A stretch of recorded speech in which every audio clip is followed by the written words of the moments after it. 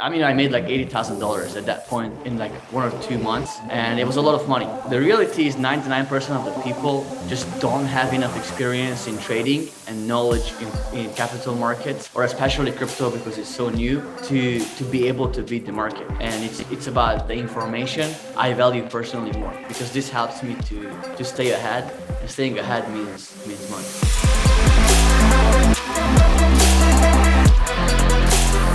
Yo, what's going down, guys, and welcome back to another episode of the Beat the Banks podcast. Today, we are doing another one of the Meet the Coach series because I really want you to understand the brain juice behind the yieldfarming.com community and mastermind. So we have Coach Zack on the line today, who's going to be walking you through a little bit about his journey, how he got into crypto, how he got into DeFi, and ultimately what he's looking at right now in the world of yield farming. So, Coach Zack, welcome to the show, man. How you getting on? Thank you, brother. Yeah, doing very good. Just very excited to see everything that's happening in the world of crypto, and personally also doing quite well at the moment. So, oh, shameless plug right there, man. I love it. Hot start. All right, cool. We'll get into a little bit about what you're looking at right now, maybe a little bit about your portfolio allocation. Who knows? We'll see where we go. But before we do, it'd be really good for the guys to understand your current role inside yieldfarming.com and also how you actually got into the world of DeFi, because I know you're a bit of a crypto nerd, and I'm curious to actually go back a few years and understand the entry point for how you got to where you are today. So let's start with that.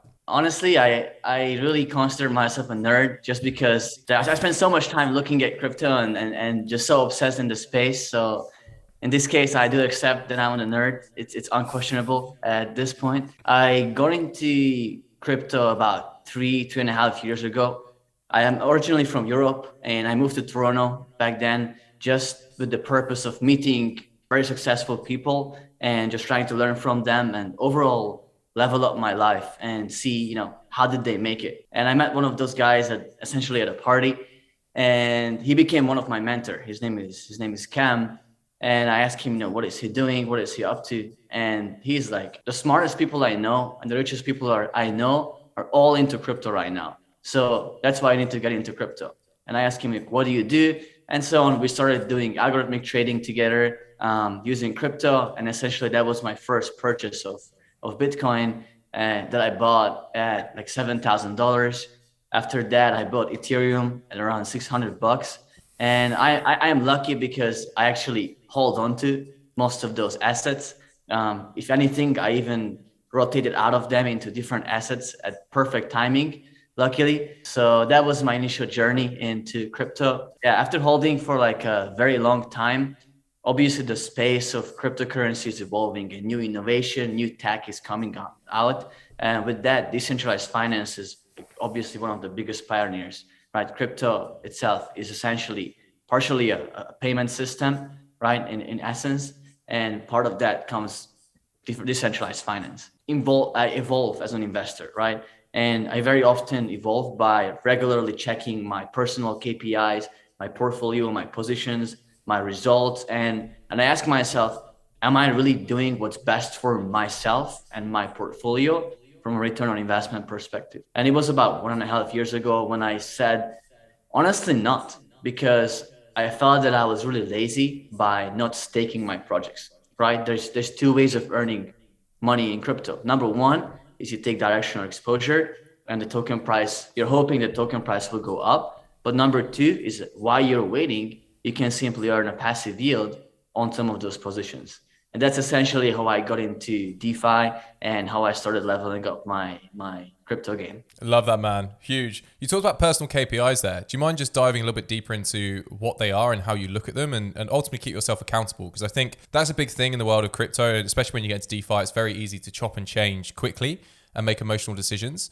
So what are some of these KPIs you've set for yourself, and how are you keeping yourself accountable? The most important thing is tracking, just having a simple Excel file where you track all your positions.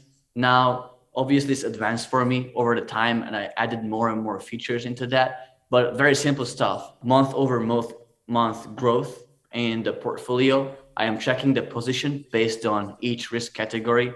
So I intend to have at least 80% of my portfolio in the low risk category, whether that's Bitcoin, Ethereum, or stablecoin farming. And the rest of the 20% are the ones that I'm generally like playing around with, trying to beat the market and trying to be ahead in some of those those trends. So it's the risk management part, it's the growth part, as well as tracking the actual profit or loss on each of those trades. Now, every 2 to 4 weeks, when I look back at those trades, I also want to learn and improve and see if I could have had done that trade better, if I could have had a better entry, and just learn from what I could have done differently. So essentially, I evolve, and because everybody has a space to grow generally, and that's the only way forward, in my opinion, to be more and more successful. Track, look back at it, and learn from it, and just and keep on going. So you obviously got to that point because you probably made some mistakes and then you learned the lessons and you built these principles from it. What were some of the, let's say the losses? I don't know if it was losses to say, but what was something that really shook you and you went, oh, actually, now I do need to change my approach. What happened there for you to then suddenly get on this path? So I was gambling too much. The reality is 99% of the people just don't have enough experience in trading and knowledge in capital markets, whether traditional or especially crypto because it's so new, to be able to beat the market. And 99% of the people are better off just buying Bitcoin and holding onto it because on their own trying to get into shit coins, watching YouTubers, getting into bad entries, over time, you'll be just simply less successful compared to holding Bitcoin. Now, what shook me the most is I was in the middle of the bull market. My portfolio is up, 10x. I made a lot of money. And I made like $80,000 at that point in like 1 or 2 months. And it was a lot of money. It is a lot of money, right? And I was so confident in my ability to trade. And I was using very high leverage. I was margin trading. And I was actually here in Mexico. And it was me and two of my buddies who always kind of follow what I'm trading because I'm a kind of friend. I make you money if you know me, just because you follow what I'm doing. So these guys were here and it was a beautiful summer day. We entered, we were using cross margin. So essentially we were borrowing almost against our entire altcoin portfolio. So altcoin portfolio, already high risk. We borrow against that on high leverage and then we trade with that money. So super, super high risk stuff. And it was one of that day, I think it was June or July, when the market just went down 17th, I think it was, or like something. 50%. So all of us just got liquidated and I lost my entire altcoin portfolio. And at that point, my low risk and high risk ratio was significantly on the side of high risk.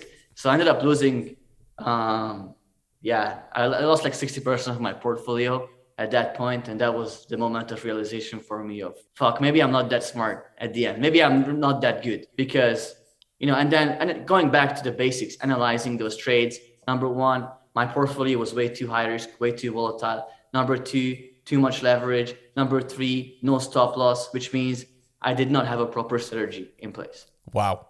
Thank you for sharing that, man, because I think everyone, regardless of the scale that you've just discussed it on, and I'm sure people have done that at a far greater scale, and there's obviously people who have played around at a far smaller scale. I think everyone can relate to that in some way.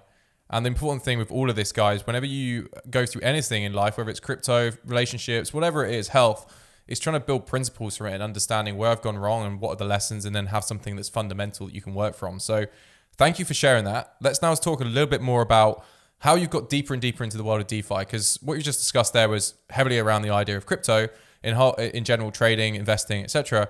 When was it that DeFi really kicked off for you? When was it like, oh, actually DeFi really makes a lot of sense right now?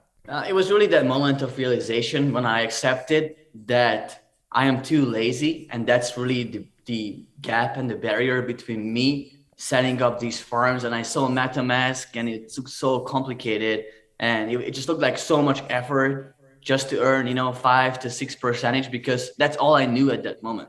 I didn't know how much more you can get by yield farming, and not only that, but also the competitive edge that you can gain by actually understanding what a blockchain is and how they operate, and what is a good blockchain and what is a bad blockchain. Now, it was probably about a year ago when most of the blockchains already started, and I started interacting with all of them because I had investment in Cardano, Avalanche. I had a bunch of stuff, right? I had like 10, 15 positions open, which is unnecessary, too much. And I was like, okay, now I'm on chain. I'm going to throw on like $1,000 on each of them. And let's just play around it just for the sake of exercising, learning, practicing on different chains. And then I started using Avalanche. I was like, wow, this is so fast. 30 cents transactions. I'm using Ethereum, waiting 2-3 minutes for transactions, $80 a click. I was like, okay, this is expensive, but a lot of stuff here. Then I go on Cardano. I try to make a transaction. Oh, it's $1. I'm like, nice. And then I'm waiting, and it takes 4 hours to make a transaction. Now, obviously, you as a person come into conclusions in terms of a user experience of a blockchain as well as the ecosystems. So the more you can do, the cheaper, the better. That just makes a better product overall. And that helped me to restructure my portfolio. And what I mentioned earlier about rotating out of Ethereum at about $3,600 and going into Avalanche really cheap, around $30. Like Avalanche hit 160. It was like a 6-7x play after I went from $600 to 3,600 Ethereum, just because I had the information that nobody else knew, that Ethereum is expensive and slow. Cardano is overvalued because no ecosystem. It's slow, but it's cheap. But Avalanche is kind of that gap in between in user experience that I'm looking for personally. So yeah, that was kind of the biggest lesson for me when I early got into like DeFi.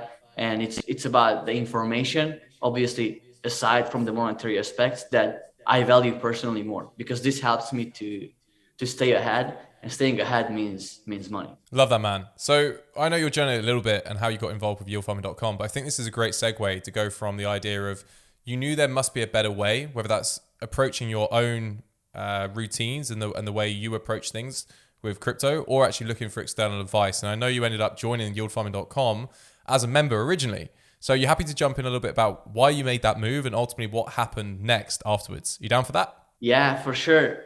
I'm a person who's always looking for growth and mentoring and learning from others.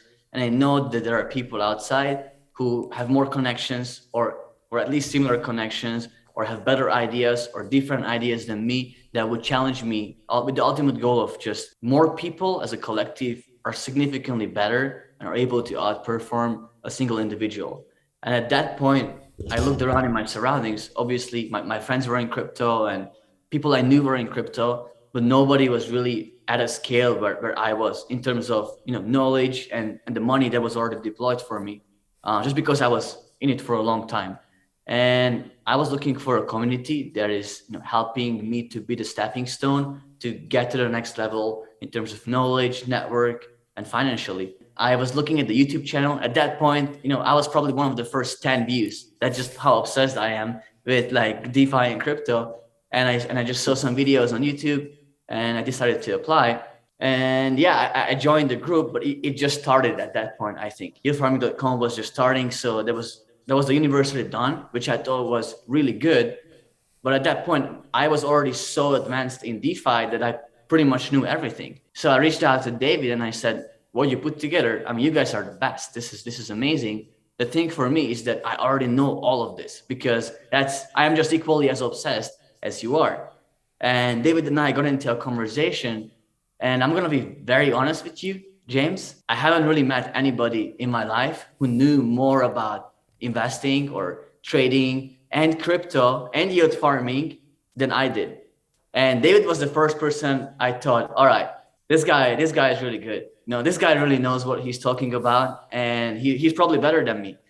And that made me interested. And essentially, we ended up, building a good relationship, and ended up joining the yieldfarm.com team. Yeah, man. So you came on as a coach, right? You came on as a coach, and then obviously the mastermind. For the guys who don't know, the main product that people buy when they come to get advice from us is the yieldfarm.com mastermind, and the delivery of the mastermind varies, the duration, what you get based on where you are. So we see questions all the time, being like, "What am I going to get?" There is variation based on where you are in your own journey, but one of the things I want to get into here is ultimately what Zack came and did inside of the mastermind. So as Zack was saying, the mastermind used to be a e-learning platform, which was the university that taught you the fundamentals, but it was missing certain elements for the more advanced yield farmer.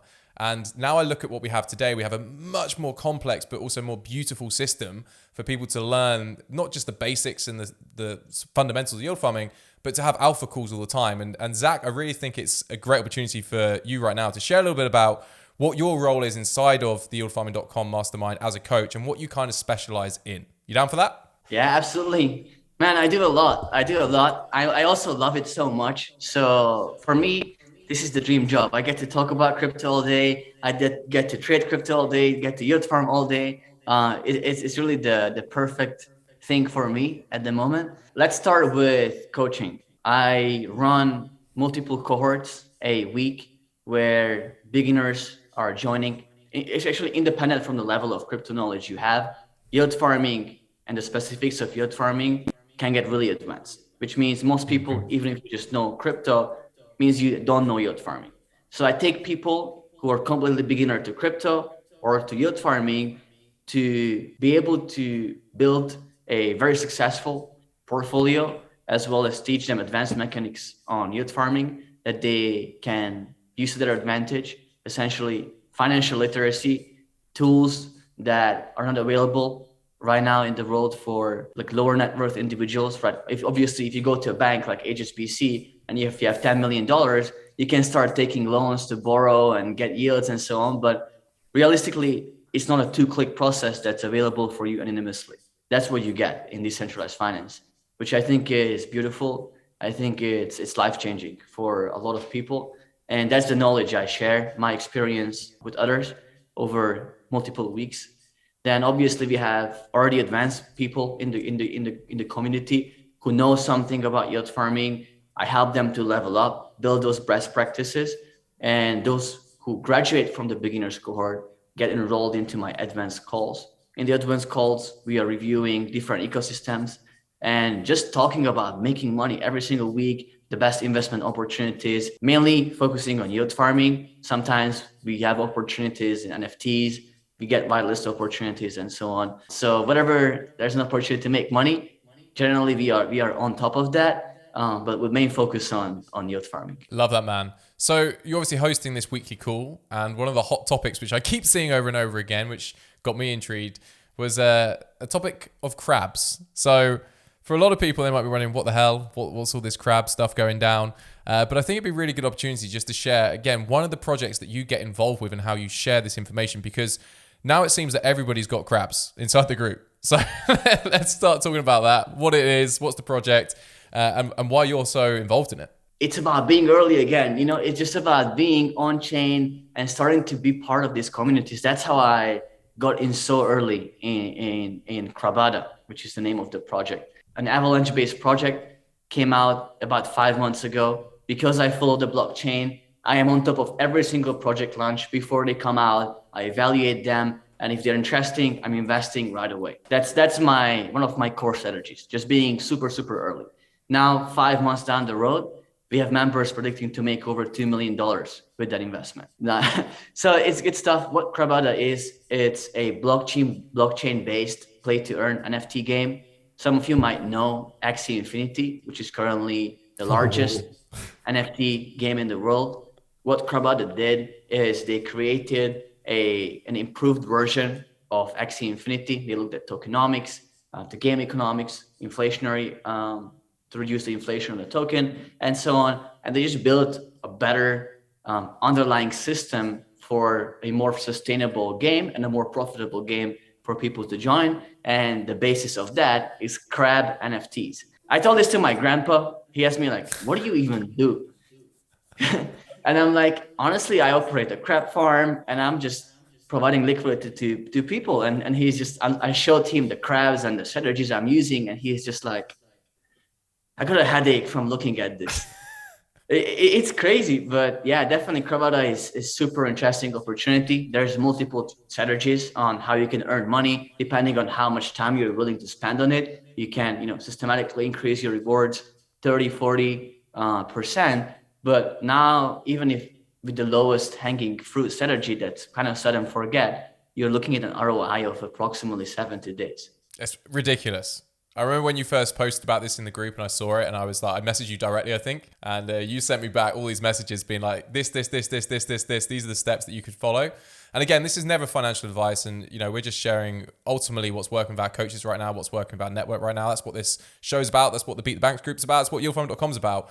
But it shows you how beneficial it is to have people in the know who are every single day looking out for new opportunities. And Zach, that's what you do at such a high level compared to so many other people who are out here. And you do the research as well. Like, you're not just trying to shill something because you're involved in it yourself. You're always trying to do the research and do what's best for the community. And that's what's really encouraging whenever I see you ultimately go and pick a new project and you share it. So like, thank you for doing that. It's amazing. That said, dude, I do want to talk a little bit about what else you're looking at in 2022 right now. So what is in the future? What is Zach keeping an eye on right now? What's hot on the agenda that you don't want to let slip? In my opinion, obviously, you always have to think about what is the world doing right now, and what's happening in the world ultimately. And obviously, there are geopolitical conflicts available that make markets uncertain.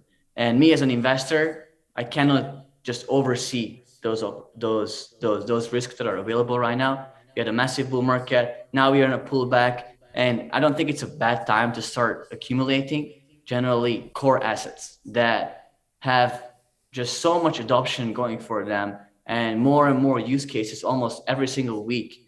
And I'm talking primarily about Bitcoin and Ethereum, just the best assets to own. Historically, based on the last 10 years, like Bitcoin does a 3x every single year on average. So you have this digital asset that's essentially a decentralized payment system that is subject to compete against inflation and be your relief in times of inflation. Now you see countries adopting it, multiple of the largest financial institutes in the world trying to get into launching ETFs, buying Bitcoin-backed assets, essentially just accumulating Bitcoin as well. Governments secretly accumulating Bitcoin. It's a beautiful time because I've been in this place for a long time, and now I see it happening at a pace that it's just mind-blowing to me. So that's one thing. The second is we are seeing some of these blockchain ecosystems, specifically Avalanche and Ethereum, are the ones that interest me personally. And trust me, I spend a lot of time looking at this and analyzing this and questioning things. And they are just by far the best places right now to be parking your money.